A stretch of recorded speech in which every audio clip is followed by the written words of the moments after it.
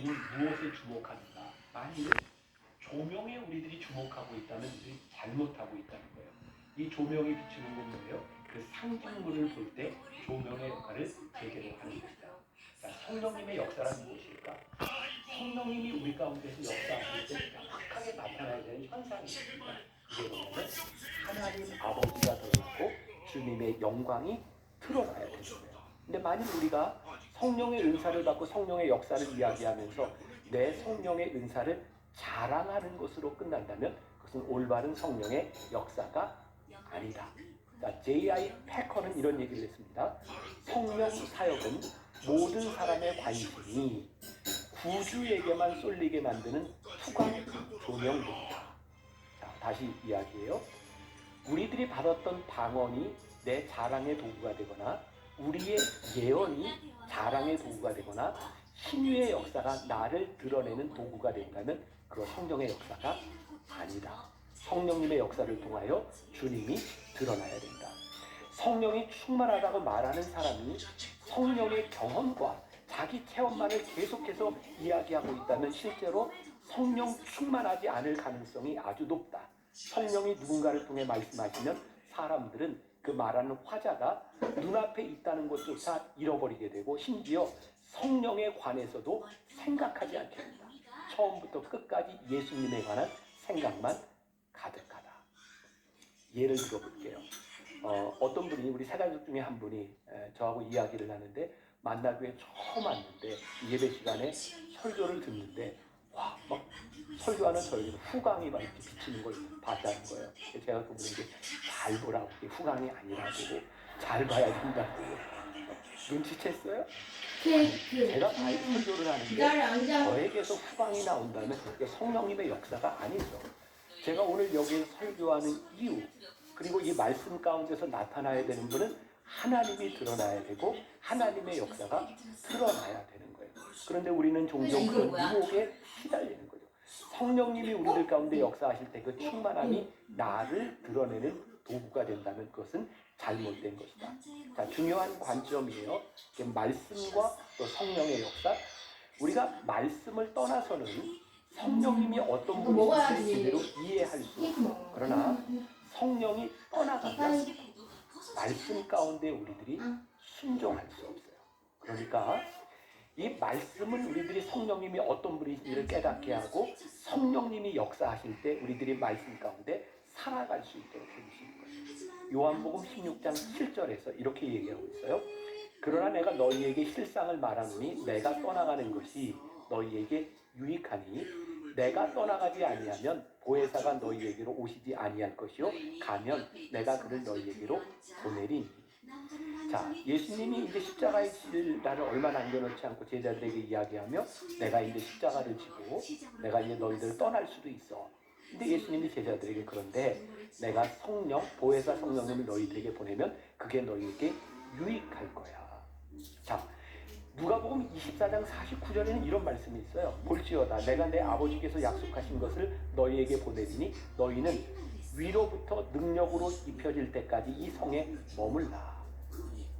예수님께서 제자들에게 너희들이 복음을 전하는 거 다 좋아. 그런데 성령님이 너희들에게 임하지 않으면 하지 마.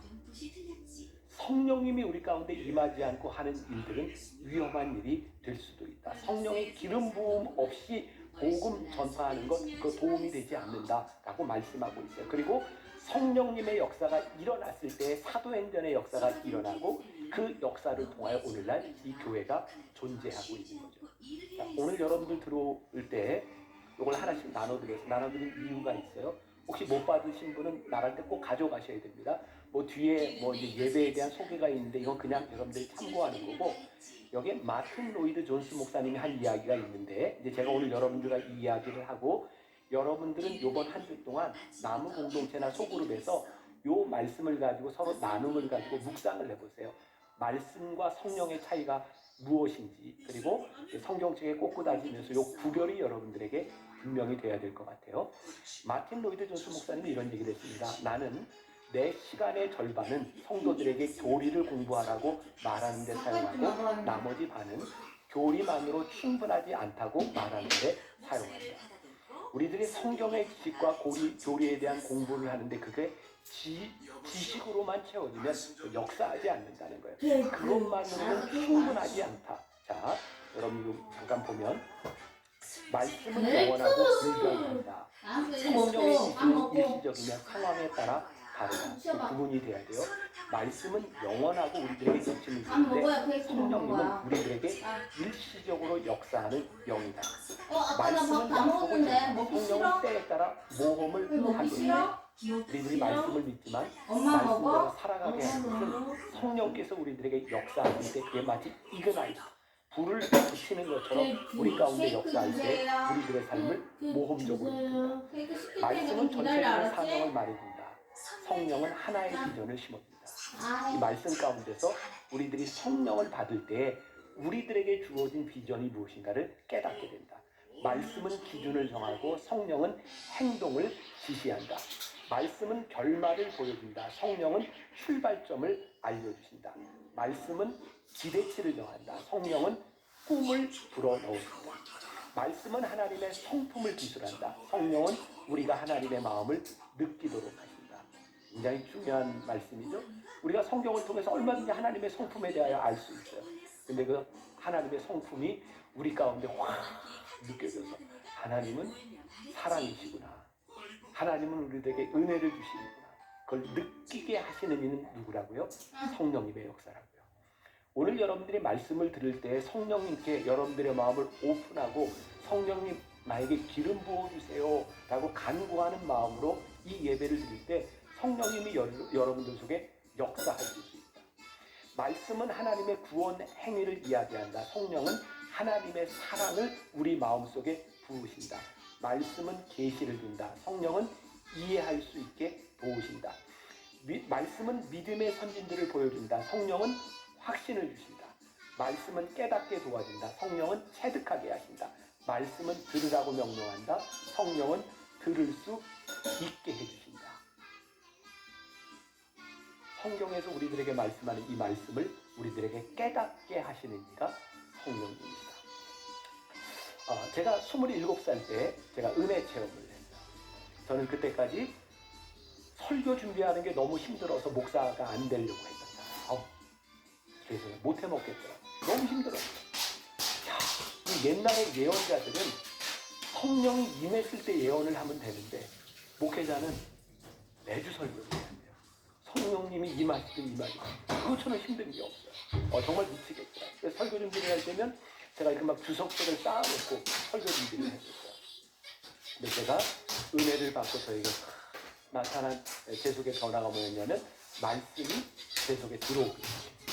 저는 그때 꿀송이보다 단 말씀이라는 걸 그때 처음 배웠어요. 말씀이 제 안에 들어오기 시작했어요. 그때 저는 제 서재에 있었던 모든 주석책을 다 버렸어요. 나는 누가 해석해낸 말씀이 아니라 내가 그러니까 우리가 기다려야 되니까 생선 하나 먹고 있어. 알았지? 말씀을 이해할 뭔데? 수 있도록 해주시는 분이 솜탕 못 잠깐? 갖다 내 놓을까? 거예요. 주세요. 주세요. 혜나, 솜사탕 내 거예요. 내 거예요. 말씀을 네. 이해하세요. 잠깐. 말씀은 순종하라고 명령하지만 성령은 따라오라고 손짓합니다. 제이디 그리어의 책을 보면서 이게 너무 정리가 잘 돼서 제가 여러분들에게 나눠드리는 건데 이번 시간에 여러분들 꼭 소그룹 공동체에서 아니면 혼자 여러분들 서재에서라도 말씀과 성령의 어떤 차이가 있는지를 꼭 묵상하고 나눠보세요.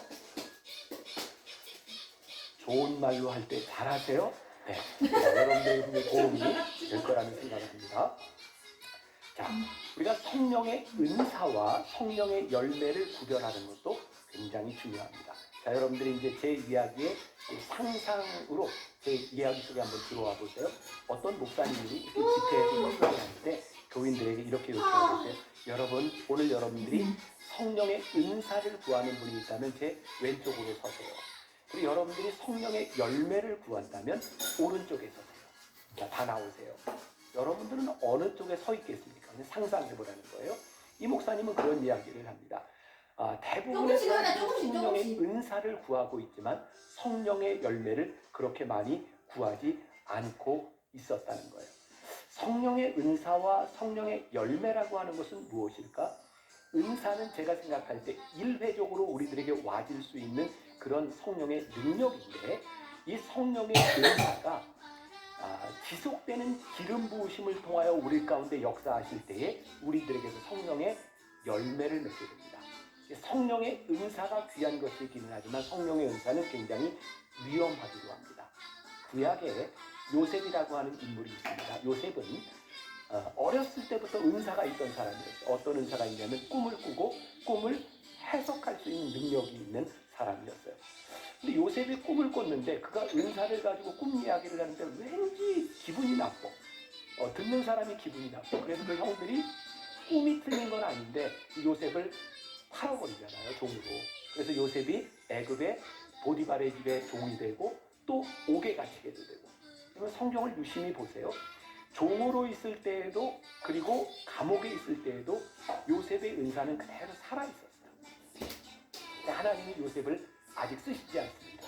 이런 상상을 해볼 수 있겠죠. 만일 요셉이 그의 은사만을 가지고 애굽의 총리가 되었더라면 자기를 팔아버린 형들을 만났을 때 요셉은 그 형들을 죽였을 수도 있습니다. 근데 요셉이 고통과 고난의 시간들을 지나가면서 하나님께서 그를 다루시고 그의 삶이 성숙해지었을 때 그의 은사는 그냥 막무가내로 사용된 것이 아니라 성숙한 열매로 나타났던 것을 보게 됩니다. 여러분, 성령의 은사가 풍부했던 그리스도인들이 추락하는 모습들을 참 많이 봅니다. 제가 자주 하는 이야기죠. 신유의 은사를 가졌던 사람들과 놀라운 능력이 나타났던 교회의 목회자들과 교회들이 이단 혹은 여러 타락하는 모습들을 바라보며 그들의 은사가 가짜였다? 전 그렇게 생각하지 않습니다. 그 뜨겁게 놀라운 역사가 일어났던 그 은사가 잘못되거나 그것이 가짜가 아니라 그 은사가 지속되는 성령의 기름 부으심을 통하여 성숙되는 열매를 맺지 못할 때 그 은사들은 타락으로 갈 수 있는 거예요. 무서운 이야기죠. 그래서 오늘 우리들이 이 말씀이 우리들을 불편하게 했으면 좋겠다.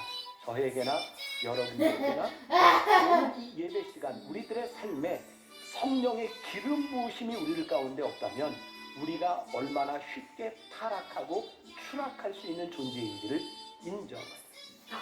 지난주 토요일 올해 들어서 첫 예배를 드리는 날이었어요. 우리 교회 연세 많은 권사님 한 분이 들어오시면서 로비에서 굉장히 화가 났어요. 보니까 이제 주차하는 것 때문에 좀 트러블이 있었던 것 같아요. 제가 그 권사님 이야기를 들어보니까 일리가 있어요. 화가 날 만해요. 근데 이 권사님도 마음이 불편한 게 아니 2025년 첫 번째 예배를 드리는데 이렇게 화가 나서 예배를 드린다는 게 그 권사님에게 너무 힘들었던 것 같아요. 권사님 괜찮아요. 제가 다 이해해요. 예배 드리세요. 그리고 이제 하루가 지나갔는데 저에게 그 함께 이 트러블을 일으켰던 한 젊은 집사님이 문자를 보냈어요. 목사님, 제가 이렇게 봉사하고자 하는 마음이 있어서 그 추운 날 주차 봉사를 하고 있었는데 제가 미숙해서 이런 일이 있었던 것 같습니다. 목사님 죄송합니다. 그리고 이거를 해야 될까 말아야 될까 고민을 하고 있는 것 같아요. 제가 그렇게 문자를 보냈어요. 집사님에게 이런 마음을 주신 것은 분명히 은사임이 분명합니다. 우리가 은사를 받았다고 하는 것으로 우리들이 완전해지는 것이 아닙니다. 그런데 이 일을 통하여 집사님이 깨닫고 성숙해간다면 괜찮은 겁니다. 은사를 받았다고 우리들이 완전해지지 않습니다. 오늘 이 은사가 오늘 우리들에게 주시는 기름 부음으로 말미암아 우리들이 성숙해져 갈 때 그것이 열매로 나타날 수 있는 거예요. 여러분, 성령의 기름 부음이 없이도 성령의 은사를 받은 사람들이 얼마든지 은사를 사용할 수 있습니다. 그러나 우리들이 보아야 될 것이 있습니다. 성령의 기름 부으심이 없이 그 은사가 어떻게 되는가? 기름 부으심이 없는 은사는 어느 날 그 은사로 인하여 교만해질 수 있습니다. 이 은사가 기름 부음이 없을 때 우리는 하나님과의 관계가 끊어짐으로 인하여 늘 사람들의 눈치를 보게 되고 사람들의 칭찬에 굶주리게 되면서 하나님과의 관계가 깨어질 수도 있습니다. 여러분, 굉장히 무서운 이야기입니다. 우리들 모두가 성령의 은사를 받을 수 있으나 성령의 기름 부으심이 지속되지 않으면 그 은사가 얼마나 잘못될 수 있는가. 그러니까 우리들 성령님이 어떤 분이신지를 우리들이 깨닫고 우리들이 어떻게 하나님 앞에 쓰임받을 수 있는가를 우리들이 분명히 알아야 되겠죠. 진정한 성령의 기름 부으심의 은사가 우리들에게 있을 때 우리들은 나의 나됨을 찾게 된다는 생각을 합니다. 여러분, 은사는요 불완전합니다. 분명히 능력이기는 한데 내 은사로 인하여 누군가를 비교하거나 누군가를 미워할 수도 있습니다. 성령의 은사가 기름 받음으로, 기름 부음으로 성숙되지 않으면 그것은 불완전합니다. 그런데 성령님이 우리들 가운데 임할 때 성령님이 우리들에게 자유함을 줍니다. 고린도후서 3장 17절에 주의 영이 계신 곳에 자유가 있느니라. 제가 이런 문장을 좀 정리를 해봤는데 제가 가끔 얘기해서 제가 썼지만 잘 정리를 했어요. 우리가 성령님의 은사를 경험한다고 하는 것은 모든 것을 할 수 있는 능력이 아니라 우리를 인도하시는 것만큼 만족할 수 있는 마음입니다. 성령의 기름 부으심이 우리들 가운데 임하면 우리들이 모든 것을 할 수 있는 게 아니에요. 하나님 우리를 인도하시는 그것까지 내가 할 수 있음을 믿습니다. 그 나의 나됨 그리고 내 안에 자유가 찾아와요. 오늘 말씀을 듣는 여러분들 가운데 오늘 성령님께서 여러분들에게 임하실 때에 우리를 자유케 하시는 능력, 와 하나님이 나를 이렇게 여기까지 쓰시는구나 라고 하는 자유함이 우리들에게 있는 것이 성령의 기름 부으십니다. 주의 영이 계신 곳에 참 자유가 있다네. 진리의 영이신 성령이 오셨네. 같이 불러볼까요? 성령이 오셨네. 성령이 오셨네. 내 주에 보내신 성령이 오셨네. 우리 인생 가운데 친히 찾아오셔서 그 나라 꿈꾸게 하시네. 성령이 오셨네. 성령이 오셨네. 내 주에 보내신 성령이 오셨네.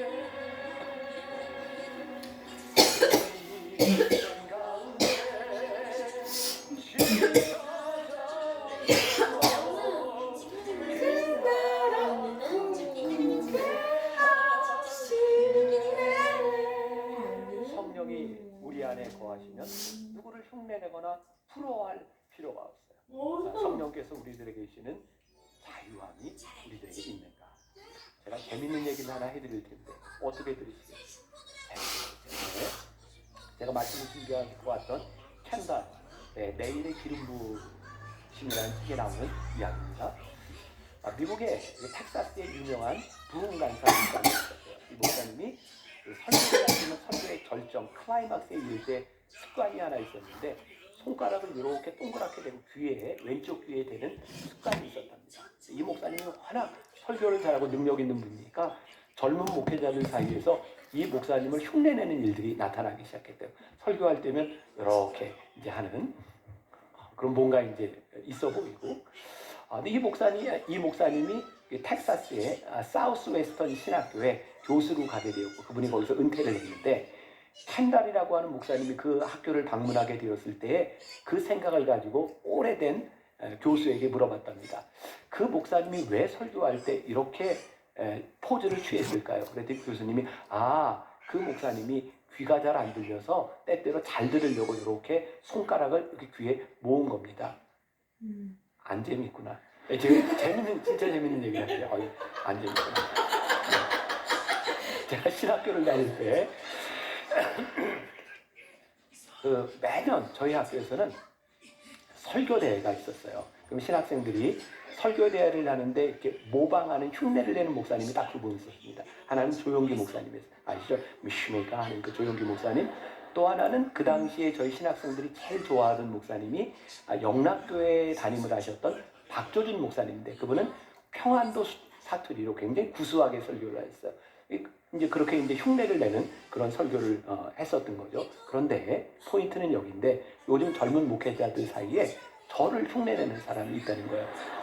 토요일 때 제가 이 얘기를 했더니 저 가운데 있는 어느 교인아가 흥 하고 큰 소리를 내가지고 야 정말 내가 그런 수모를 당하는 게 처음이었는데 제가 화를 내지는 않았어요. 근데 어떤 데서 흥했냐면 젊은 목회자들이 뭘 흉내내냐면 제가 설교할 때 가끔 이런 포즈를 취하거든요. 이게 그렇게 멋있어 보인대요. 그래서 이 흉내를 내는 사람이 있다는 거예요. 제가 이제 그 얘기를 듣고 제가 왜 이런 포즈를 하게 되었는지 아세요? 제가 미국에서 유학을 마치고 나왔을 때 제가 미국에서 한 5년밖에는 살지 않았지만 미국 목회자들이 설교할 때 이렇게 주머니에 손 놓고 이렇게 왔다 갔다 이렇게 설교하는 걸 보면 멋있는 거예요, 그게. 그래서 제가 유학을 마치고 나오자마자 제가 이렇게 설교를 했잖아요. 네, 돌아가신 저희 어머니가 저를 불러로 김 목사 손 빼. 손을 빼려고 생각을 해보니까 이게 갑자기 어떻게 할 수가 없는 거예요. 그래서 이제 이 포즈가 나 손을 어떻게 할지 몰라서. 그리고 이 포즈를 또 하게 된 이유 가운데 하나는 제가 중간중간 이렇게 찬양 같이 하는데 제가 가사를 잘 못 외워요. 그래서 이제 부르다가 가사가 생각이 안 나면 이렇게 하면 저기서 부르면 제가 이제 따라하고. 근데 이게 멋있어 보였다. 성령의 역사하고 아무 관계가 없는 거예요. 더 재밌는 얘기. 자, 마틴 로이드 존스 목사님이 이렇게 이야기를 합니다. 웨일즈에 존경받는 한 사역자. 그는 앞머리가 눈을 가리지 않도록 머리를 이렇게 뒤로 젖히는 버릇이 있었다. 그로 인해 웨일즈 전역에는 앞머리를 젖히는 젊은 목사가 많이 생겼다고 한다. 심지어 그 중에 대머리도 있었다. 누구를 흉내내거나 누구에게 주어진 그것이 성령님의 역사가 아니라 성령님은 나에게 주어진 것. 그래서 누군가를 흉내내거나 부러워하거나 누구처럼 되지 못함에 대하여 부담감을 버리라. 우리들이 신앙의 위대한 영웅들을 닮아가는 마음은 좋지만 과거의 방식을 기대하지 말아라. 우리 신앙인들, 나는 지금 제 개인적인 생각입니다. 한국교회의 큰 오류 가운데 하나는 과거의 영광을 자꾸 생각하면서 그 과거의 영광을 자꾸 연출하려는 시도들이 있다. 성령님의 인도하심 가운데 순종하려고 하는 것이 아니라 과거의 영광을 재현하려고 하는 그 시도들. 제가 얘기했지만 제가 틀릴 수도 있겠지만 40년 전, 전 지금도 기억이 나는 게 엑스폴로 74 때 저도 거기에 있었지만 100만이 넘는 사람들이 그 당시는 5.16 광장에 됐어요. 여의도를 5.16 광장에 모여서 집회를 했던 그 놀라운 경험. 또 제가 중학교 때 지금도 기억이 나요. 왕십리에 살았는데 우리 학생들이 부활절 예배를 드리려고 왕십리에서부터 새벽에 여의도까지 걸어갔었어요. 그 당시에는 여의도에 꽉 찬 사람들이 함께 모여서 예배 드리는 그것만으로도 우리의 가슴을 뛰게 했던 일. 분명히 한국교회는 그 당시에 대형 집회를 통하여 그런 부흥회를 통하여 하나님이 놀랍게 역사해 주셨어요. 그런데 지금 현대를 살아가고 있는 교회와 많은 사람들이 그때를 생각하며 그때의 방식으로 자꾸 성령의 역사를 재현해내려고 하는 일들, 이거 굉장히 위험하다. 왜냐하면 성령님께서는 오늘 이곳에 우리들에게 역사하시려고 하는 성령님의 방향이 있는데 우리들이 그 성령님의 역사를 기대하지 않고 과거의 경험들에 자꾸 매달리려고 한다면 성령님께서 우리들에게 어떻게 역사하실 수 있겠습니까? 저는 이런 표현을 씁니다. 사역의 주권이 성령님에 있기 때문에 우리들이 성령님의 역사를 따라가려면 우리들이 순종할 준비가 되어 있어요. 오늘 우리들이 왜 예배하는 거예요? 예배를 해요? 오늘 이 자리에 임하실 성령님을 기대하며 성령님을 함께하셔서 그게 오늘 우리들이 여기에서 예배하는 이유. 마지막 이 말씀을 준비하면서 생각난 찬양이 있어요. 오늘 이곳에 계신 성령님 우리에게 말씀하시고 우리를 가르치 우리 다시 미련 모였어.